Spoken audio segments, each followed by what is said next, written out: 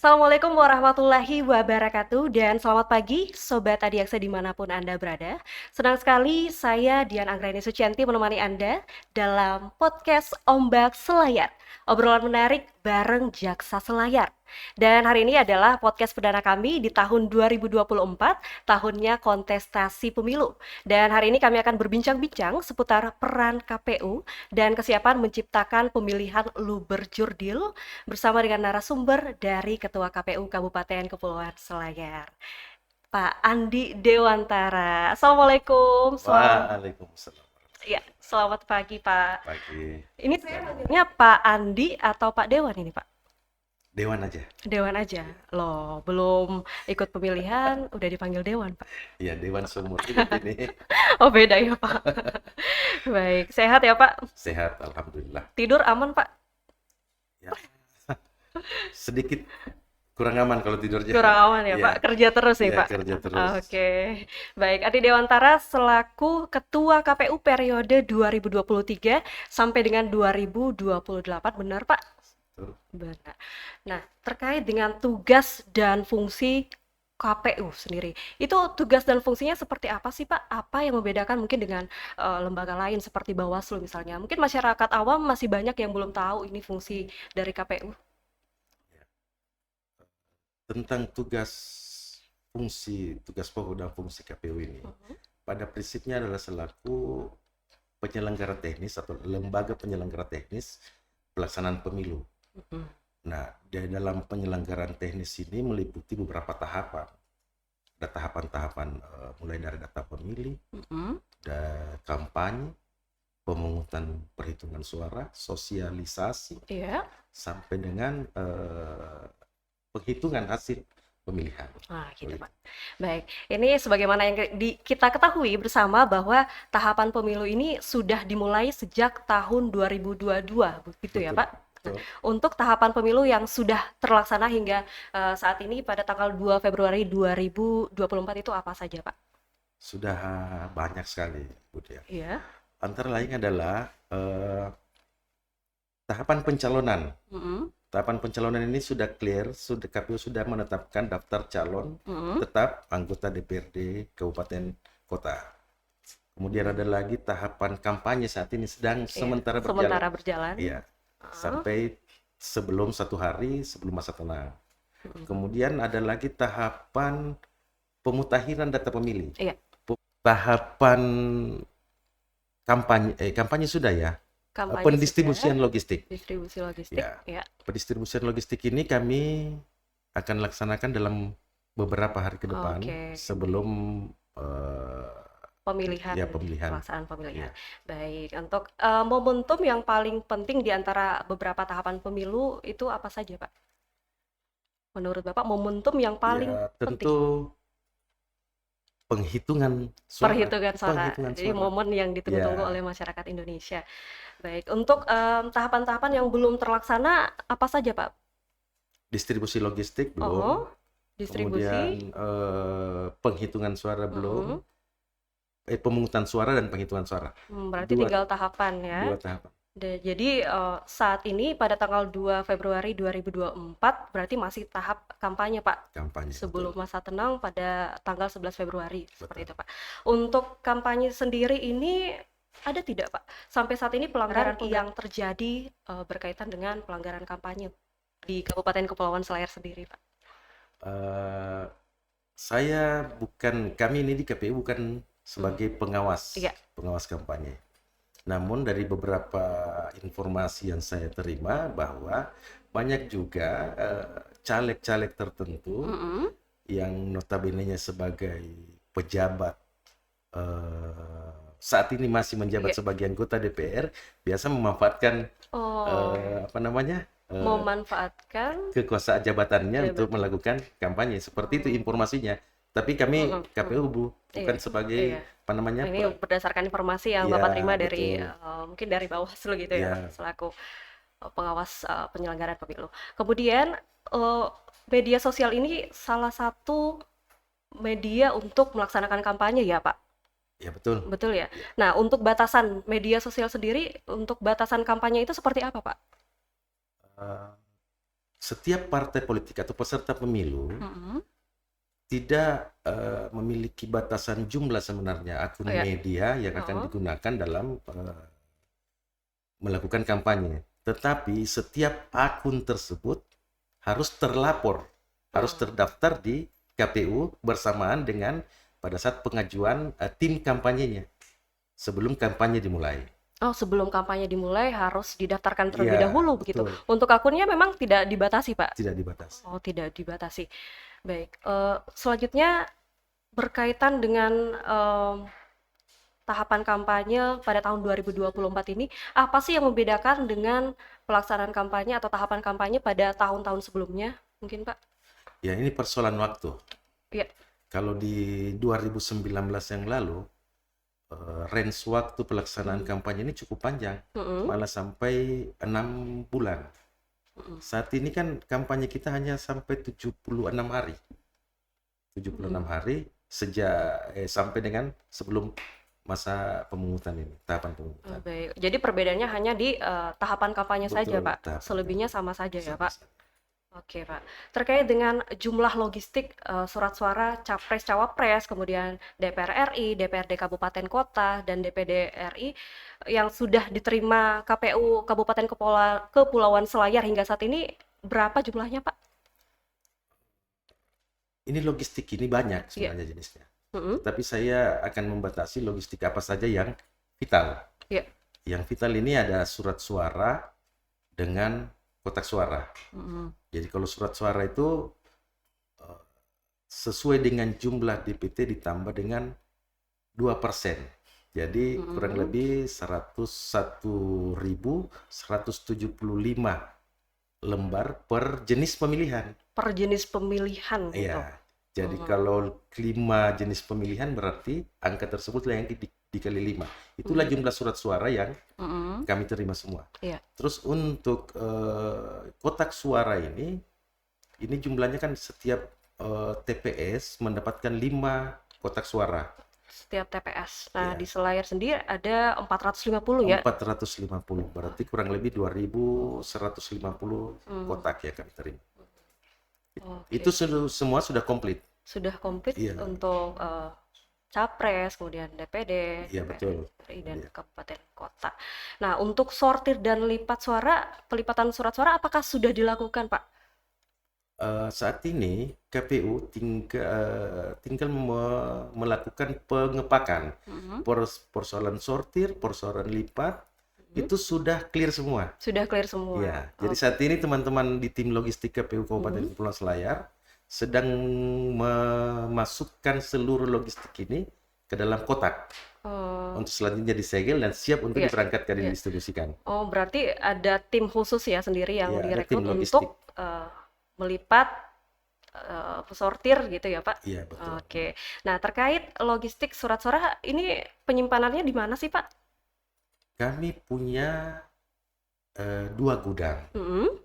Gudang pertama kami ada di kantor KPU, tetapi saat ini kami tidak gunakan di sana. Gudang yang kami gunakan ini adalah gudang yang disewa oleh KPU di Jalan Haji Hayung. Kemudian kami juga melakukan pengepakan itu di gedung PGRI Kabupaten Selayar di Jalan Jenderal Sudirman. Itu 2 tempat yang kami gunakan untuk melakukan packing setting logistik pemilu. Oh, ada 2 tempat yang tempat packing logistik surat suara pemilu. Untuk pengamanannya seperti apa, Pak? Jadi Polres Kepulauan Selayar untuk setiap gudang yang kami tempati atau ke gedung PGRI yang dijadikan sebagai tempat pengepakan ini, ada tim, kalau tidak salah 2 orang atau 3 orang satu lokasi yang berjaga setiap saat. Di samping itu, KPU juga menyiapkan penjaga gudang dan ada jagat saksana KPU kabupaten yang kami tugaskan di setiap tempat tersebut. Berarti ada tim juga dari itu tim dari eksternal ya, Pak? Dari Polres Dari eksternal, Polres eksternal. dari internal kami Ada juga yang jaga. Oke, Betul. terkait dengan pendistribusian. Nah, kita ketahui bahwa Kabupaten Kepulauan Selayar sendiri terdiri atas 11 kecamatan nih Pak, dan 5 berada di wilayah kepulauan. Untuk pendistribusian surat suara itu skemanya bagaimana Pak? Ada nggak hambatan atau tantangan dalam pendistribusian surat suara baik di wilayah daratan maupun wilayah kepulauan? Eh, Satu-satunya hambatan ya, saya kira untuk Kabupaten Kepulauan Selayar adalah pendistribusian logistik untuk wilayah kepulauan. Oh, Kalau untuk wilayah daratan, saya pikir tidak ada daerah atau tidak ada TPS yang di luar jangkauan moda transportasi, kecuali di wilayah kepulauan. Nah, untuk wilayah kepulauan ini, karena kita punya lima lima pulau. wilayah kecamatan kepulauan, kami sudah merencanakan 4 skema. Iya. 4 skema. Skema pertama adalah dengan menggunakan pelayaran rakyat. Seperti pada tahun-tahun 2019, pemilu 2020, Pilkada 2020, kami menggunakan kapal rakyat. Ya. Tetapi karena eh, bulan Februari ini adalah puncak-puncaknya musim ombak, Ya. maka kami menyusun planning kedua. Planning kedua ini adalah menggunakan ASDP atau Katol Ya. Laut Milik Pele. Oh. Nah, itu. Kemudian skema ketiga kami menggunakan KRI atau kapal Polairut atau Basarnas. Dan skema keempat yang kami persiapkan adalah jika semua pelayaran laut ini tidak bisa dilakukan, maka satu-satunya adalah melalui jalur udara. Iya. Jadi ada beberapa alternatif Ya, skema betul. yang kemudian dipersiapkan agar pendistribusian di daerah kepulauan berjalan dengan lancar Betul. seperti itu. Untuk wilayah daratan sendiri, apakah pendistribusiannya sudah terlaksana, Pak? Belum. Belum. Jadi untuk pendistribusian surat suara baik daerah daratan maupun kepulauan sama sekali belum terlaksana, Pak. Betul, belum. Nah, rencananya kapan, Pak, akan dilaksanakan? Untuk wilayah kepulauan ini, kami sementara merencanakan antara tanggal 5 sampai dengan tanggal 7 Februari. Ini kita butuh percepatan Iya, sebenarnya. benar. Karena meskipun tanggal 7 ke tanggal 14 ini masih rentang waktu yang cukup lama ya, 7 hari. Tetapi karena mengingat kondisi geografis kita, Iya. kondisi cuaca yang tidak menentu, maka perlu dilakukan percepatan. Gitu. Kalau untuk wilayah daratan, kami telah merencanakan antara tanggal 7 sampai dengan tanggal 10 Februari. 7 sampai dengan 10. Berarti mengutamakan wilayah kepulauan dulu, Pak. Betul. Setelah tersalurkan, kemudian ke wilayah daratan seperti itu.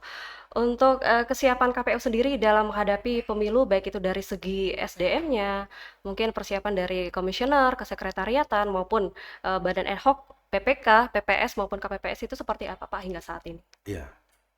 Baru-baru ini di bulan kemarin, bulan Januari kemarin, Iya Pak. ini kami sudah melakukan pelantikan terhadap 3.150 anggota KPPS. 3.150 anggota KPPS. Iya betul, se-Kabupaten Kepulauan Selayar. Dari setiap KPPS ini kan ada 7. Kemudian kami juga telah menetapkan 2 orang petugas keamanan TPS dari 450 TPS. Dan itu sudah siap semua. Bahkan teman-teman di KPU Kabupaten pada tanggal 25 sampai dengan tanggal 29 Januari yang lalu telah melaksanakan bimbingan teknis khususnya dalam proses pemungutan dan perhitungan suara. Oh, berarti dari segi SDM sudah siap, kemudian juga berarti tinggal mempersiapkan mungkin yang paling dekat ini pendistribusian surat suara ke kepulauan, Pak, yang belum Betul. terlaksana. Ini yang sangat penting sebenarnya. Rencananya nanti apakah akan melibatkan dari eksternal kah atau seperti apa, Pak? Ya, jadi proses distribusi yang akan kami lakukan ini tentu akan melibatkan pihak keamanan. Ya. Keamanan antara lain adalah Polres, disupport oleh Kodim 1415 Selayar. Ya. Dan tentu juga akan dikawal oleh teman-teman dari Bawaslu Kabupaten, Hmm. Kabupaten Kepulauan Selayar. Nah, itu. Berarti jadi ada beberapa pihak dari eksternal yang Ya, ikut membantu untuk pendistribusian. betul. Nah, selain itu, tantangan yang dihadapi oleh KPU hingga saat ini, Pak, dari proses tahapan mungkin tahapan proses sebelum pemilihan dari tahun 2022 hingga saat ini itu apa, Pak? Ini kondisi geografis kita. Kondisi geografis ya. Iya. Jadi antara lain adalah penguatan sumber daya Ya. manusia. Khususnya teman-teman kita di KPPS, karena untuk teman-teman KPPS di wilayah-wilayah kepulauan ini, kami hanya dapat melakukan bimbingan teknis melalui secara berjenjang. Artinya KPU tidak bisa turun langsung untuk memberikan pemahaman proses pemungutan dan perhitungan suara. Sehingga yang akan melakukan bimbingan teknis ini adalah teman-teman PPS sendiri. Karena memang jangkauan kita yang begitu besar. Jadi kesulitan untuk menjangkau tempat-tempat tertentu sehingga meminta bantuan dari PPS, Pak. Iya, begitu. Seperti itu. Untuk secara daring mungkin pernah dilakukan sosialisasinya? Kalau sosialisasi ini berbagai macam metode sebenarnya yang kami pernah tetapkan. Antara lain melalui pertemuan dengan komunitas tertentu, kunjungan ke sekolah-sekolah, KPU Go to School, KPU Go to Campus, itu sudah pernah kami lakukan semua. Dan untuk tahun 2024 ini, yang kami intenskan proses tahapan sosialisasi ini adalah pertemuan terbatas. Ini karena ternyata dari pemantauan kami juga bahwa masih banyak orang bertanya kapan waktu pemungutan suara. Padahal ini melalui media, televisi, dan lain-lain kan sebenarnya sudah tersebar gitu, Pak. Ya. Mungkin orang-orang ingatnya 14 Februari itu hari Valentine, Pak, bukan hari pemilihan, Pak. Malah kami di KPU memberikan istilah bukan hanya hari kasih sayang, tapi itu adalah hari kasih suara. Seperti itu. Ingat ya yang di rumah, 14 Februari itu hari kasih suara. Betul. Ya. Apalagi anak sekolah kan, Pak, 14 Februari itu hari apa? Nah, lebih masuk tuh yang hari Valentine daripada hari pemungutan suara, Pak. Baik, terkait dengan logistik pemilu tadi, berarti tinggal pendistribusiannya di daerah kepulauan yang akan berlangsung dalam beberapa hari lagi. Kemudian juga dibantu dengan pihak-pihak eksternal ya tadi, Pak. Kemudian terkait dengan sosialisasi tata cara memilih gitu untuk tadi sudah dibahas Bapak terkait dengan sosialisasi tata cara memilih bagi pemula. Mungkin masih banyak yang baru berusia 17 tahun atau baru bisa memilih, Pak. Ya, apakah ada sosialisasi mungkin dari KPU sendiri? Iya, betul sekali. Ini yang penting juga saya sampaikan pada sore hari ini, bahwa banyak sekali anak-anak kita, adik-adik kita yang masih belum belum berusia 17 tahun pada saat dilakukan pendataan. Tetapi kemudian dia sudah pada tanggal 14 Februari sudah berusia 17 tahun. Maka otomatis kan mereka tidak akan memiliki KTP, belum melakukan perekaman ya, atau kesulitan untuk melakukan perekaman sehingga KTP-nya belum terbit. Maka ada yang disebut formulir model C pemberitahuan. Jadi kami menyerahkan teman-teman kita di KPPS nanti akan menyerahkan formulir model C pemberitahuan kepada seluruh pemilih yang telah terdaftar dalam daftar pemilih tetap. Nah, sehingga meskipun misalnya dalam prakteknya tidak punya KTP, tetapi masih sangat memungkinkan untuk membawa pemberitahuan tersebut. Bisa membawa pemberitahuan, kemudian apabila sulit ini melakukan perekaman untuk usia 17 tahun pada saat hari pemilihan. Betul.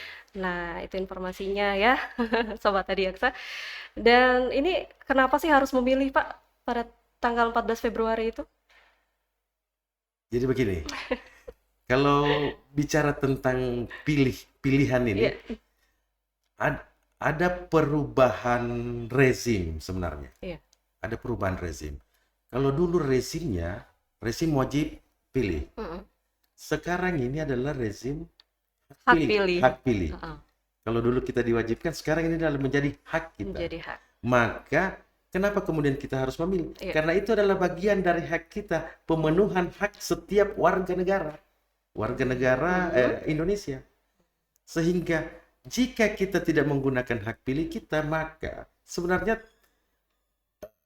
kasarnya saya mengatakan apakah kita masih warga negara Indonesia atau kan seperti itu sebenarnya dia. Iya.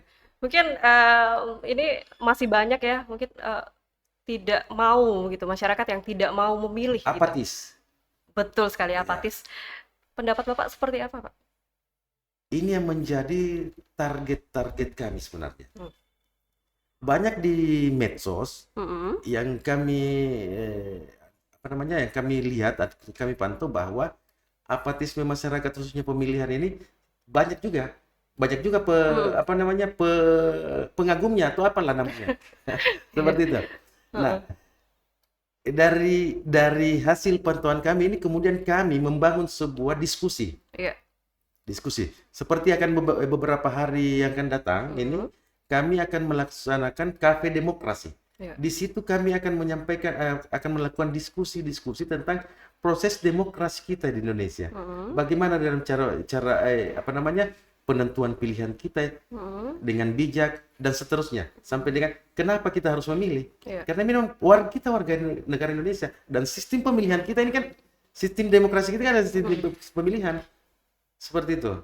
Kapan dilaksanakan, Pak, kegiatan Kafe Demokrasi ya? Kafe Demokrasi ini kami akan laksanakan tanggal 3, tanggal 4 dan tanggal 5. Tanggal 3, 4, dan 5 ya, untuk sebagai bentuk sosialisasi kepada calon pemilih ini.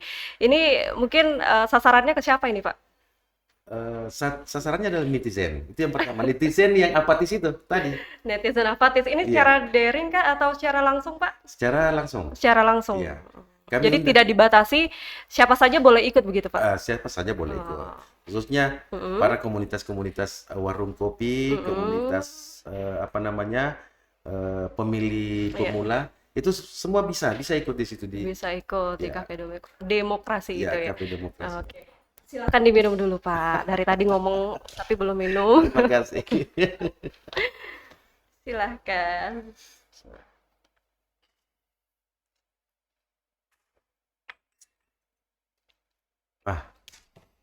Baik, mantap kopinya. Baik, untuk Kafe Demokrasi ini baru pertama kali akan dilaksanakan kah atau sebelumnya sudah pernah dilaksanakan, Pak?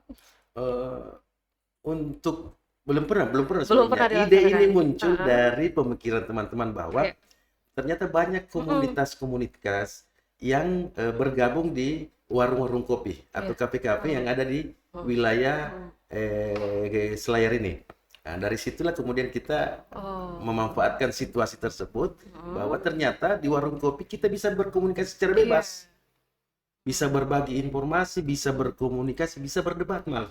Oh gitu. Iya. Ternyata lebih banyak mungkin diskusi yang terjadi di atau di warung kopi ya, Pak? Iya, secara formal. Karena rata-rata masyarakat seperti itu sebenarnya. Sukanya yang tidak formal. Yang tidak formal, betul. Kalau untuk formal sendiri mungkin banyak yang nggak tertarik, Pak. Iya, Pak. Mungkin bisa juga lewat media sosial seperti itu, Pak. Seperti itu. Tanggal 5, 6, dan 7 ya, Pak? Iya. Oke. Nah, terakhir ini untuk pesan-pesan untuk pemilih pada tanggal 14 Februari 2024. Iya. Kepada seluruh pemirsa, khususnya masyarakat Kabupaten Kepulauan Selayar, bahwa 14 Februari ini adalah pesta demokrasi. Iya. Karena ini adalah sebuah pesta, maka seharusnya kita bersenang-senang. Kita menyambut pesta ini karena ini adalah hajatan nasional. Sehingga seharusnya di dalam proses pemilihan ini kita tidak ada lagi konflik atau polarisasi dalam masyarakat. Jangan karena ada perbedaan pilihan calon sehingga kita di masyarakat ini ikut terbawa arus Iya. untuk saling apa namanya, istilah selain di bombe. Istilah selain Bermusuhan ya ya, karena bermusuh berbeda ya, pilihan berbeda jadi pilih bermusuhan ya, gitu. tali silaturahmi Iya. kita terputus. Nah, untuk menentukan pilihan, saya pikir itu adalah hak Iya. setiap warga negara. Kita tentunya menentukan pilihan ini berdasarkan hati nurani, pelajari visi misi setiap calon, Iya. dan pilih sesuai dengan hati nurani kita. Satu lagi, Ya. jangan golput. Jangan golput nih. Betul, jangan golput.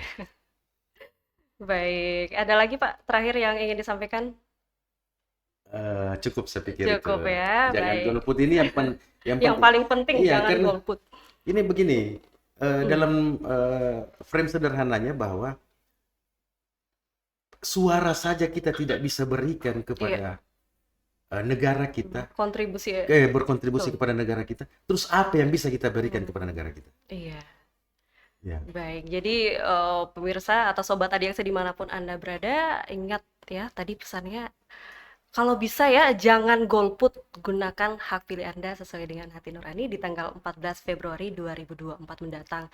Dan terima kasih Pak atas waktunya di sela-sela pelaksanaan pemilu tanggal 14 Februari 2024 ini masih menyempatkan hadir di podcast Ombak Selayar ini. Baik, terima kasih Pak atas waktunya. Semoga pelaksanaan pemilu nanti dapat berjalan dengan lancar, aman, dan tentunya masyarakat di Selayar pada khususnya dapat menggunakan hak pilihnya. Satu lagi, ya, Pak? sebelum ditutup, ya. saya satu lagi. Okay. Saya mengharapkan bantuan dari seluruh stakeholder. Bukan hanya, jadi proses pemilihan ini bukan hanya giat dari KPU, tetapi saja. giat dari seluruh stakeholder. Artinya kejaksaan, kepolisian, dan di pemerintah daerah. Saya harapkan bantuannya. Baik, tentunya bantu kami untuk menyelenggarakan pemilu itu. Iya, ini bukan hanya tugas dari KPU, melainkan diperlukan sinergitas antar lembaga untuk menyukseskan pesta demokrasi pada tanggal 14 Februari 2024 mendatang.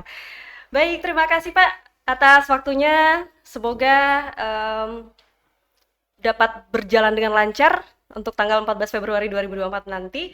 Dan Sobat Adiaksa, demikianlah bincang-bincang kami dengan Pak Andi Dewantara SH, Ketua KPU Kabupaten Kepulauan Selayar. Dan sampai bertemu di episode selanjutnya. Salam Adiaksa.